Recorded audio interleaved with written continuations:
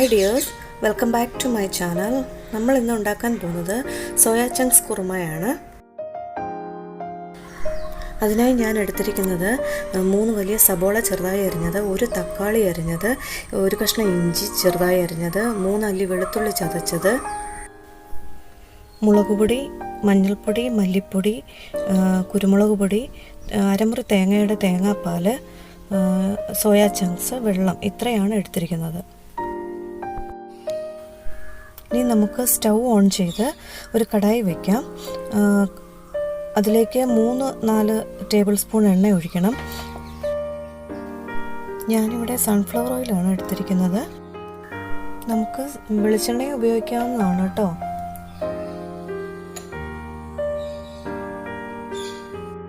എണ്ണ ചൂടായി വരുമ്പോൾ കടുകിടണം. കടുക് പൊട്ടിക്കഴിയുമ്പോൾ ഇഞ്ചിയും വെളുത്തുള്ളിയും ചതച്ച് വെച്ചത് ആ എണ്ണയിലോട്ടിട്ട് നന്നായിട്ട് മൂപ്പിച്ചെടുക്കണം.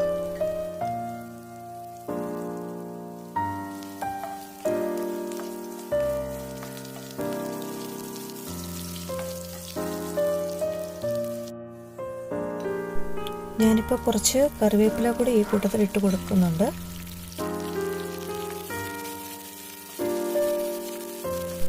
എല്ലാം കൂടെ ഒന്ന് മുരിഞ്ഞു വരുന്നിടം വരെ നന്നായിട്ട് ഇളക്കി കൊടുക്കണം. ഇഞ്ചിയും വെളുത്തുള്ളിയും നന്നായിട്ട് മുരിഞ്ഞു വന്നിട്ടുണ്ട്. ഇനി ഞാൻ ഇടാൻ പോകുന്നത് നമ്മൾ ചെറുതായിട്ട് അരിഞ്ഞു വെച്ച സബോളയാണ്.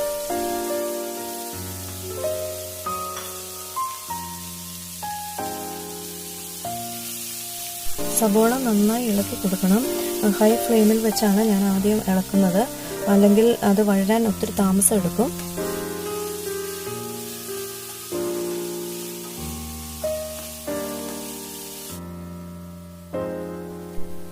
ഈ സമയത്ത് ഞാൻ ആവശ്യത്തിനുള്ള ഉപ്പ് കൂടെ ചേർത്ത് കൊടുക്കുന്നുണ്ട്.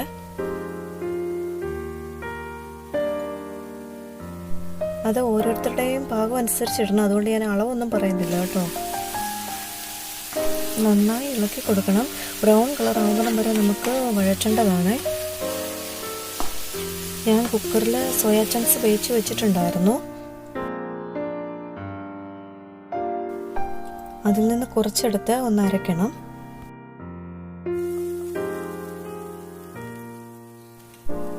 സബോള ഇപ്പം നന്നായി വഴന്ന് ചെറിയ ബ്രൗൺ കളറായി വരുന്നുണ്ട്. ഈ സമയത്ത് വേണം നമുക്ക് പൊടികളൊക്കെ ഇടാനായിട്ട്. മുളക് പൊടിയും മല്ലിപ്പൊടിയും മഞ്ഞൾപ്പൊടിയും ഇട്ട് കൊടുത്തിട്ട് അതിൻ്റെ പച്ചമണം മാറുന്നിടം വരെ നന്നായി ഒന്ന് മൂപ്പിച്ചെടുക്കണം.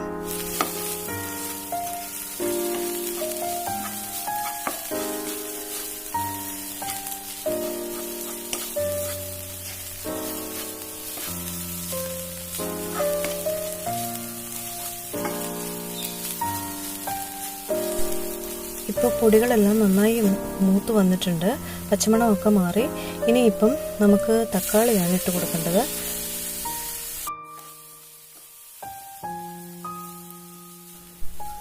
തക്കാളി ഇട്ട് കൊടുത്തു കഴിഞ്ഞും കുറേ നേരം ഹൈ ഫ്ലെയിമിൽ തന്നെ വേണം ഇളക്കി എടുക്കാനായിട്ട്.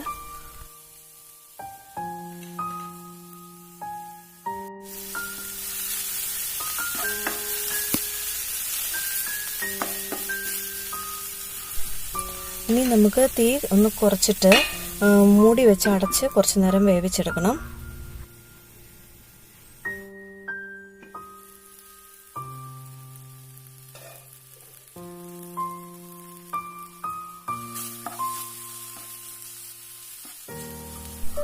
ഇടയ്ക്കിടയ്ക്ക് നന്നായി ഇളക്കി കൊടുക്കണം, ഇല്ലെങ്കിൽ പാത്രത്തിൻ്റെ അടിക്ക് പിടിക്കും.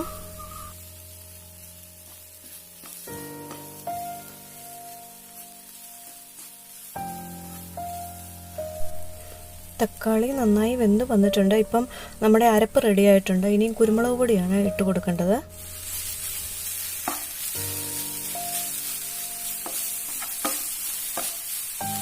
കുരുമുളക് പൊടിയും കൂടെ ഒന്ന് മിക്സ് ചെയ്തെടുക്കണം.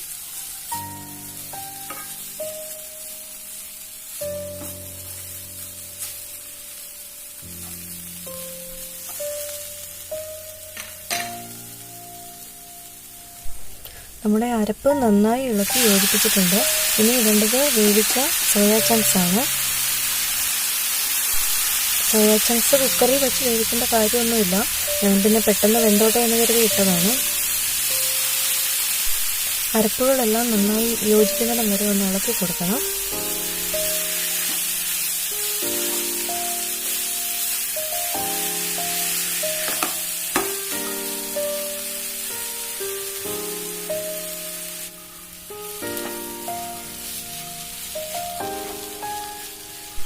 നമുക്ക് എത്രയാണോ ഗ്രേവി വേണ്ടത് അതിനനുസരിച്ചുള്ള വെള്ളമാണ് ഒഴിച്ചു കൊടുക്കേണ്ടത്.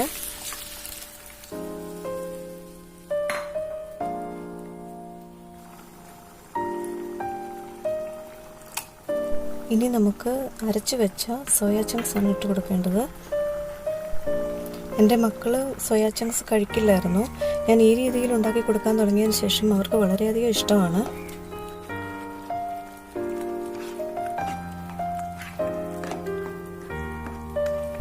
ചെറുതായിട്ടൊന്ന് ഇളക്കി മിക്സ് ചെയ്യണം. ഇല്ലെന്നുണ്ടെങ്കിൽ നമ്മൾ അരച്ച സോയാ ചങ്ക്സ് കട്ട കെട്ടി കിടക്കാൻ സാധ്യതയുണ്ട്.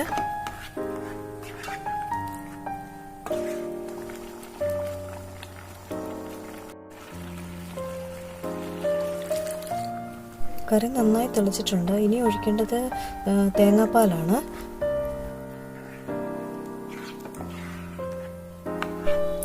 തേങ്ങാപ്പാൽ ഒന്ന് ചൂടാവുന്നിടം വരെ ഒന്ന് ഇളക്കി കൊടുക്കണം. ചൂടായി കഴിയുമ്പോൾ നമുക്ക് തീ ഓഫ് ചെയ്യാം.